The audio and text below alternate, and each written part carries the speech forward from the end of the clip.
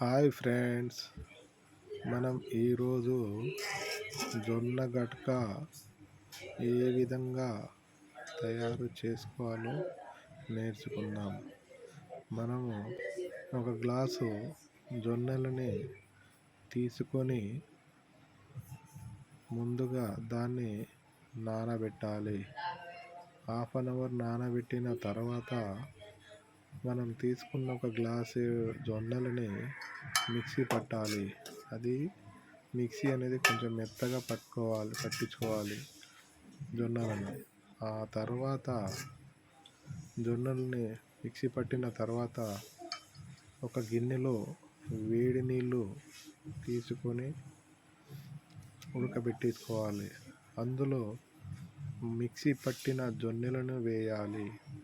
ఆ తర్వాత మెత్తగా ఉడికించాలి. దానికి సరిపడా వాటర్ కంటెంట్ అనేది ఆ జొన్నల మిక్సీలో కొంచెం పోసుకొని అందులో సరిపడా ఉప్పు వేయాలి. ఉప్పు వేశాక వేడిగా జొన్న గట్క రెడీ ఫ్రెండ్స్. వేడిగా జొన్న గట్క రెడీ ఫ్రెండ్స్. దీని కాంబినేషన్లో మన తాతలు ముత్తాతలు పచ్చిమిర్చిని మరియు పెరుగుని యాడ్ చేసుకొని వాళ్ళు పొద్దున్నట్టే ఈ జొన్న గట్క తిని వాళ్ళు వ్యవసాయ పనులకు పోయేవారు. దీనితో ఈ గట్క తినడం వల్ల ఆ రోజుల్లో ఇది తృణధాన్యం కాబట్టి దీంట్లో ఎలాంటి మందు అలాంటి వేయరు కాబట్టి ఇది వర్షాకాలం పంట జొన్నలు కాబట్టి ఇది గట్టి ధాన్యము. సో జొన్న గట్క ఆ కాలంలో తినడం వల్ల వాళ్ళకి బీపీ షుగరు అనేది లేకుండా ఉండేది ఫ్రెండ్స్. సో మనం జొన్న గట్కను ఏ విధంగా నేర్చుకున్నామో ఏ విధంగా చేయాలో నేర్చుకున్నాము ఫ్రెండ్స్. ఇప్పుడు జొన్న గట్కలో నుండి నేను జొన్న గట్కని ఒక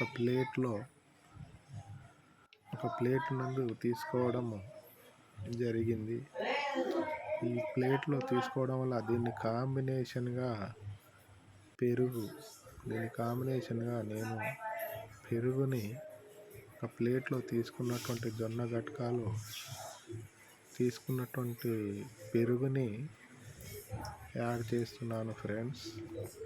పెరుగుని జొన్న గట్కని ఒక స్పూను తీసుకొని బాగా కలుపుకోవాలి ఫ్రెండ్స్. కలుపుకున్నాక మళ్ళీ మనకు సరిపడకపోతే ఇంకా కొంచెం పెరుగు యాడ్ చేసుకోవాలి. మనకు తగినంత ఉప్పు అనేది దీంట్లో వేసుకోవాలి.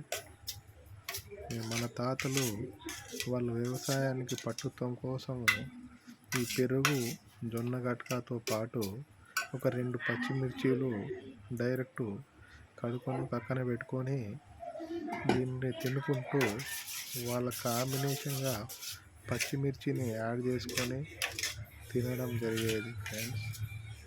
దీనితో వాళ్ళకి షుగరు బీపీ అనేది లేకుండా ఉండేది. సో ఫ్రెండ్, మనం ఈరోజు జొన్న గట్కలో కావాల్సినటువంటి ఐటమ్స్ ఏంటంటే జొన్నలు, పెరుగు, కొంచెం ఉప్పు. ఈ కాంబినేషన్లో జొన్న గట్క రెడీ ఫ్రెండ్స్. ఇది జొన్న గట్క ప్రజెంట్ టేస్ట్ చాలా బాగుంటుంది. Thank you friends.